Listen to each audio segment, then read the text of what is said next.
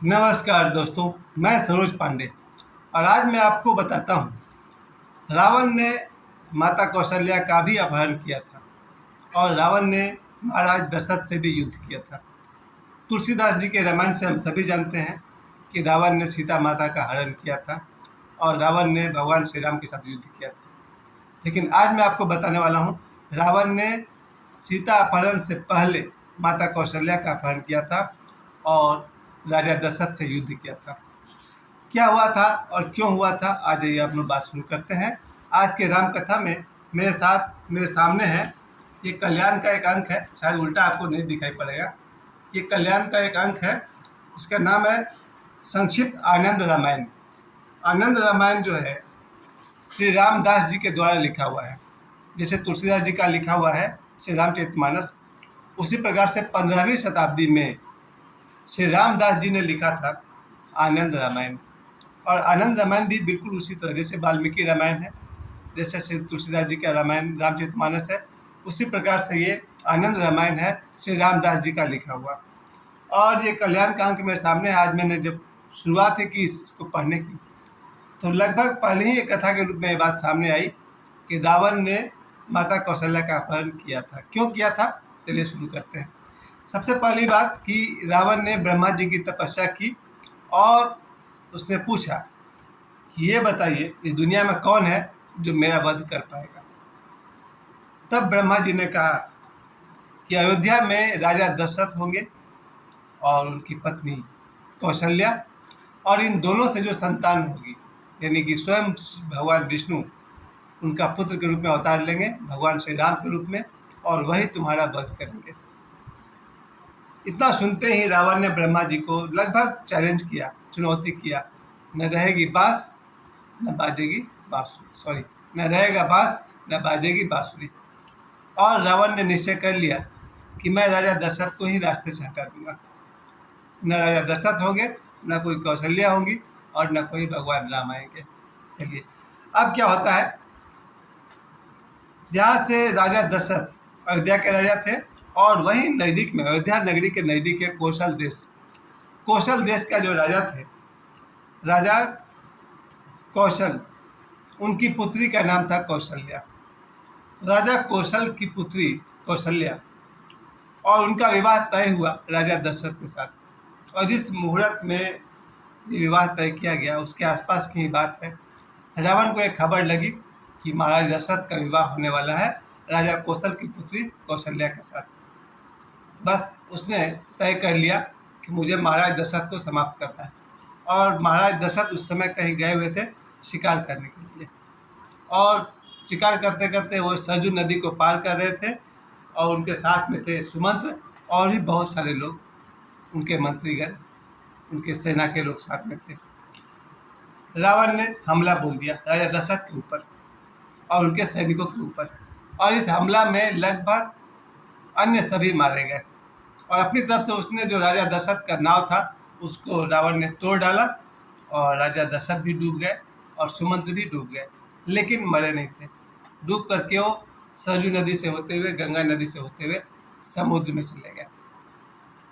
रावण ने समझा कि मैंने तो राजा दशरथ को समाप्त कर दिया। अब वो बढ़ा कौशल नरेश की तरफ। कौशल नरेश के साथ रावण ने युद्ध किया और उस युद्ध में उसने कौशल नरेश को हराया और उनकी पुत्री कौशल्या, माता कौशल्या को उसने हरण कर लिया और वो लेकर के लंका की तरफ जाने लगा। यहाँ से याद कीजिए श्री रामचरितमानस का वो दृश्य जहाँ से वो माता सीता का हरण करके लंका ले जाना है, और उससे वर्षों पहले माता कौशल्या का हरण करके वो लंका लेकर जा रहे हैं। लेकिन रावण को लगा कि अगर मैं लंका में इतनी सुंदर कौशल्या को रखता हूँ तो कोई ना कोई मेरा शत्रु कौशल्या का हरण कर सकता है। उसने थोड़ा दिमाग लगाया और उसने कौशल्या को समुद्र पार करते समय एक मत्स्य मछली है, उसका नाम है तिमिंगल। तिमिंगल नाम के मछली को उसने एक बॉक्स में कौशल्या को रख कर दिया और कहा कि इसको तुम धरोहर के रूप में रखो, इसको हम लंका लेकर नहीं जाएंगे, हम जब आएंगे तब वापस कर देना।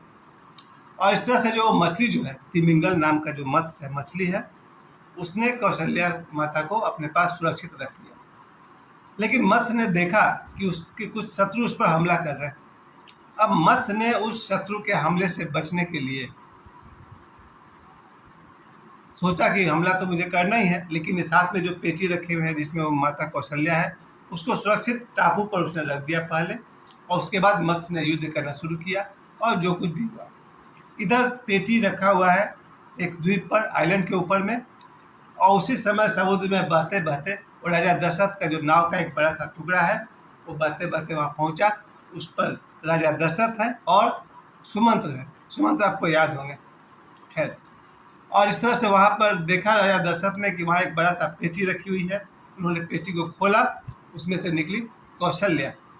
राजा दशरथ ने उनसे पूछा, आप कौन? उन्होंने बताई कि मैं कौशल राजा की पुत्री कौशल्या। यहाँ से राजा दशरथ जी को मालूम था कि उनका विवाह तय हुआ था कौशल नरेश की पुत्री कौशल्या से।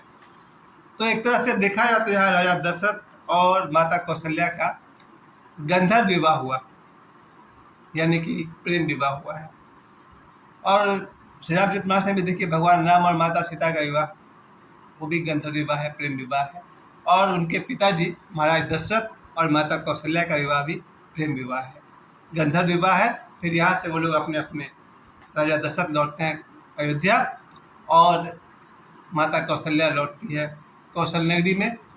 बाद में समय आने पर इन दोनों का विवाह होता है, और आगे की कथा आपको पता है, इनसे भगवान श्री राम का जन्म होगा और बाकी पूरी कहानी। तो मेरे लिए आज चौंकाने वाली बात ये थी कि रावण ने माता कौशल्या का हरण पहले किया था और महाराज दशरथ से भी युद्ध किया था।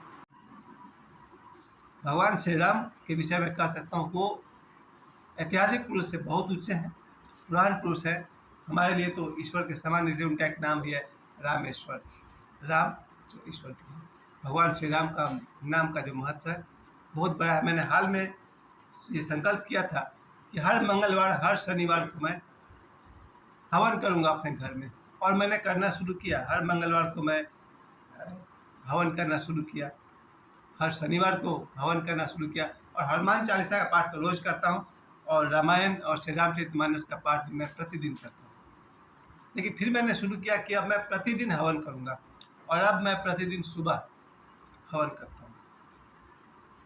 धूपदानी में धूप रख लिया, एक कपूर रख दिया, जलाया, और उसके हवन के धुआं को अपने घर के विभिन्न कमरों में दिखा लेता हूँ।